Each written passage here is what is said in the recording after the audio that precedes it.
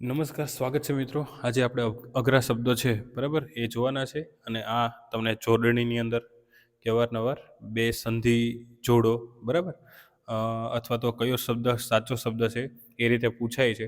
તો ખૂબ જ મહત્ત્વના શબ્દો છે. જોઈએ પહેલું છે સ્વેચ્છાચાર. સ્વેચ્છાચાર. પછી બીજું છે હર્ષાવેશ. ત્રીજું છે સાનંદાચર્ય. જયેન્દ્ર. એના પછી વ્યગ્ર. એના પછી ઇત્યાદિ. એના પછી સાંગોપાંગ. અગ્ન્યસ્ત્ર. અગ્ન્યસ્ત્ર. ઉન્નયન. વિદ્યુલ્લેખા. વિદ્યુલ્લેખા. આવી રીતે બોલવાના છે શબ્દ. એના પછી દિગંબર. એના પછીનો શબ્દ છે દુર્ગમ. એના પછીનો શબ્દ છે દુષ્કર્મ. એના પછીનો શબ્દ છે માલોપમા. એના પછીનો શબ્દ છે વિરોચિત. એના પછીનો શબ્દ છે બહુર્મી. એના પછી છે શિબિરાર્થી. એના પછી શ્રદ્ધાંજલિ. એના પછી ઋણાનુબંધ. એના પછી મત્સ્યોદ્યોગ. એના પછીનો શબ્દ છે ગુરુપસદન. ગુરુપસદન. એના પછી આ લાઈનમાં જોઈએ પહેલો આશાસ્પદ, ધૃણાસ્પદ. એના પછીનો બીજો શબ્દ છે ધૃણાસ્પદ.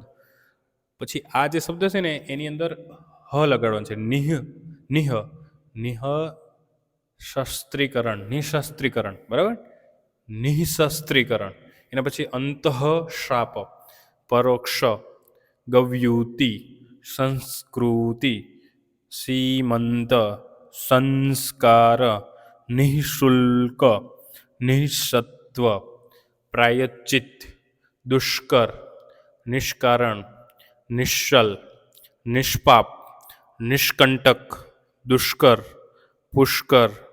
નિષ્પક્ષ અને નિષ્ઠુર. એટલા શબ્દો છે. ખૂબ જ અગત્યના શબ્દો છે. ધોરણ 3, 4, 5ના જે વિદ્યાર્થીઓ છે એના માટે ખૂબ જ અગત્યના શબ્દો છે. અને ગુજરાત ગવર્મેન્ટની, ગુજરાત સરકારી પરીક્ષા જ્યારે લે ત્યારે એની અંદર જોડણીની અંદર આવા શબ્દ પૂછાય છે. સંધિ જોડો ત્યારે આવા શબ્દ પૂછાય છે. કયો શબ્દ સાચો છે એવા શબ્દ પૂછાય છે. તો આ શબ્દ આપણા માટે, આ પરીક્ષા માટે ખૂબ જ અગત્યના છે.